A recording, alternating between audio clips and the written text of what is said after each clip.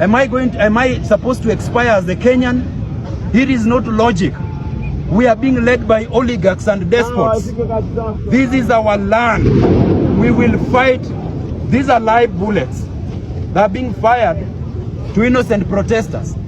I have seen an M16 being fired today with my own eyes. Is our crime being Kenyans to demand for justice? We are going to fight to the end, and the irreducible minimum is it's either Ruto listen to the people or leaves office. Thank you.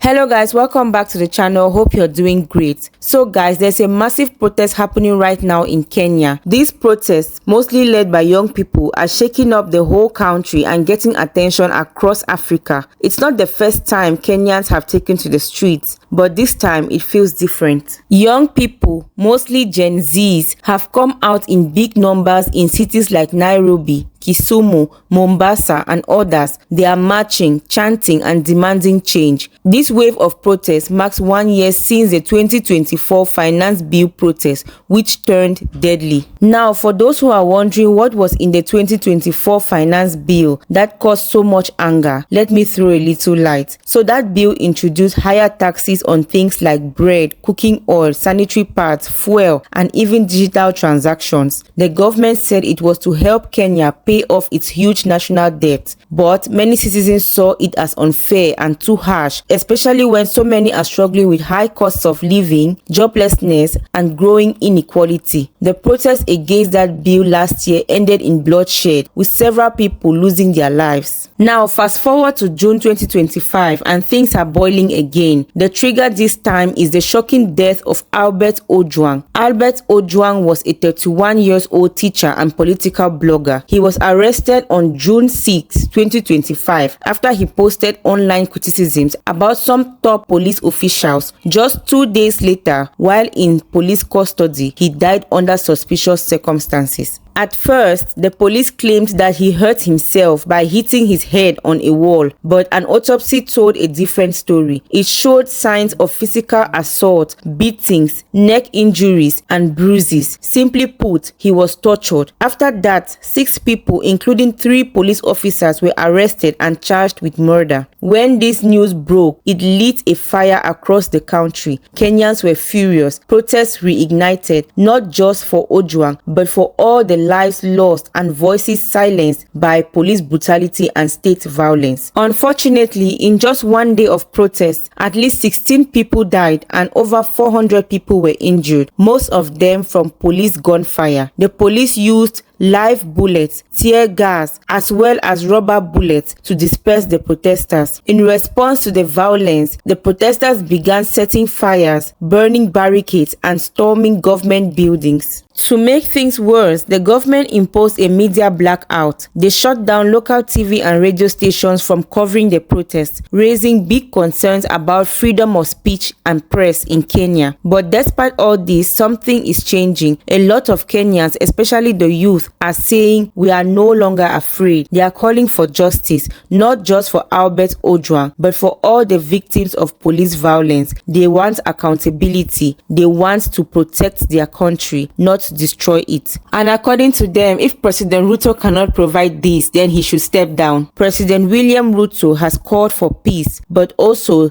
described the protests as a threat to national security. Meanwhile, counter-protesters believed to be backed by some politicians and wealthy businessmen have come out to defend government property and oppose protesters. It must be noted that Kenya's youth are not backing down. Their protests are peaceful, bold, and heavily organized, both online and offline. Many say that this might be a turning point for Kenya, a chance to demand real reforms and hold leaders accountable. So guys, what do you think about this whole situation? Can Gen Z use their tech-savvy activism to fix a broken system, or will the cycle of protest and repression just continue? Let us know what you think in the comment section. Let us talk about it together. And please do not forget to like, share, and subscribe if you have not yet done so. We look forward to reading your thoughts and opinions in the comment section. See you in the next video. Bye.